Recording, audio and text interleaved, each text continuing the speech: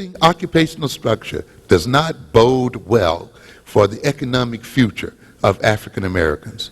Both their current placement in the labor market and their relative position on the hierarchy of educational attainment are major constraints. Relieving these constraints, that is, improving the fit, is essential to the overall economic well-being of the African American community in the years ahead. But the challenge may be more complicated than that. And so we are facing the possibility that even this may not change our situation as a people. So what is the function of education? Is the function of education to get you jobs that don't exist? Or is the function of education a bit more deep than mere job training? Is it a bit more deep than operating on the assumption that the economy will just continue to expand and that there are jobs out there waiting for the educated and the highly skilled, and all you got to do is reach out and the apple will just drop in your hand? What is education about? You see, the major function of education, of course, is something that all groups of people have recognized, and groups of people who saw themselves as people and saw themselves as nations. And that is the basic function of education, is to secure the survival of a people, to maintain their very biological existence, and to enhance their quality of life. Education is not just about an individualistic preparation of some people for jobs. Ultimately, it must be the preparation of the people as a whole to maintain their existence, of which maintaining jobs and employment is a part of this major need, but it does not define it totally, you see. When you see the United States in its struggle against the Japanese and how they will maintain their supremacy in the world, how they will maintain their economic position in the world relative to the Japanese, you see them examining the nature of American education. They're not examining the nature of African American education as much as they're examining the nature of white folks' education, because they see that the education of their children and of themselves is crucial to their very survival, and that it is not merely designed to get one or two people a job, but ultimately is designed to maintain the very life of the group itself. We as African people then must measure our education and how good our education is or how bad it is in terms of the degree to which it contributes to us maintaining our very biological existence, and to the degree to which our educated people contribute to enhancing the quality of life of ourselves as a people. Not whether one or two Negroes struggle to the top and then try to project themselves as some kind of role models for the rest, and then go out preaching some ideology of individualism, saying that you can make it if you only try.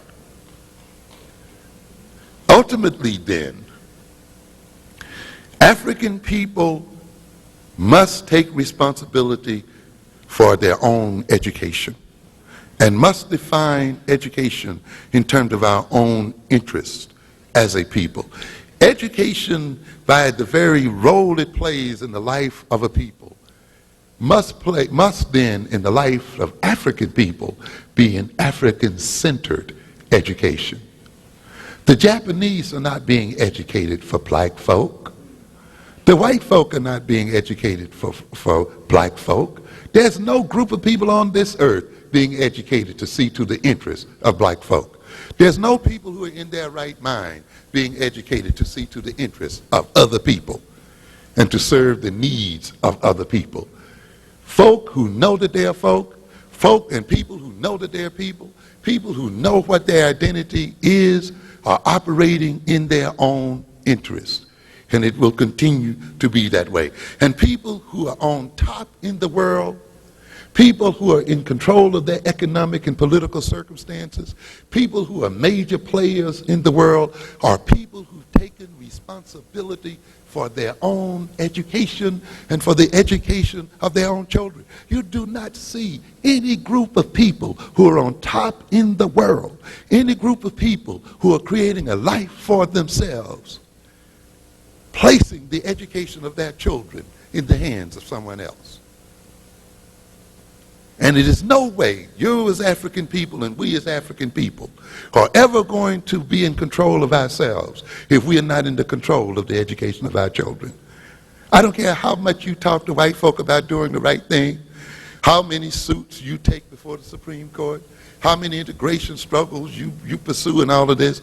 In the end, you are the only one who can be responsible for your education and the education of your children. No other people. And they've shown you that already. They said, okay, we'll let your kids into these schools. And you thought that was going to be the answer. And now you got them into the schools and you have them taught by white folk. And what are we complaining about? About the fact that they can't read and they can't write. So what have we gained? How can we then take responsibility for our children? And why are our children failing in these schools? Or why are they not getting the kind of education they should get? To a great extent, of course, it is due to our own lack of self-knowledge, of knowing who we are,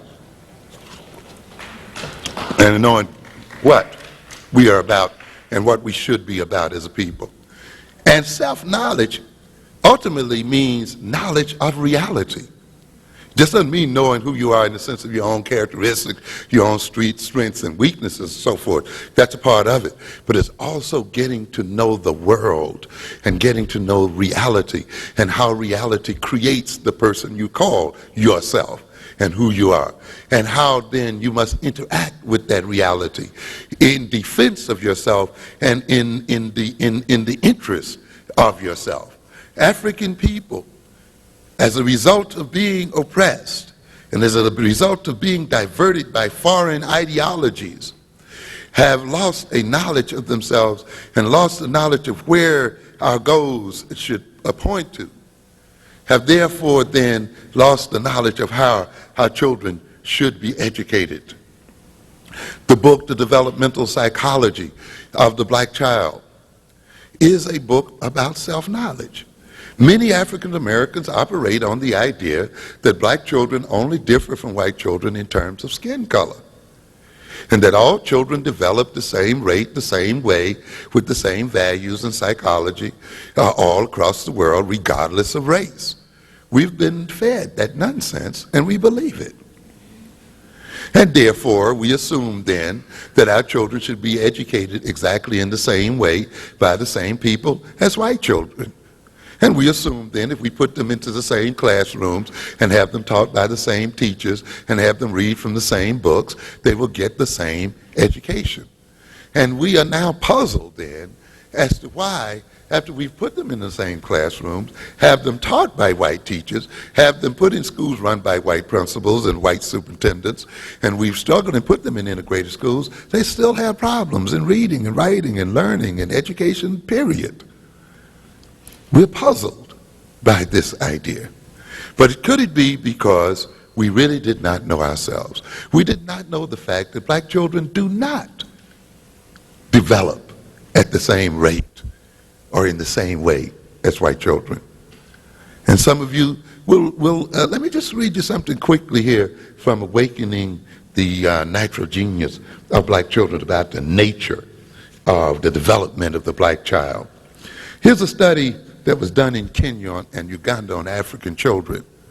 A study that was supposed to look at the effects of malnutrition, and where the white psychologists and others went over to look at the development of black children, and they expected these children to be retarded in their development. Let me just read a piece here of a description of what they found.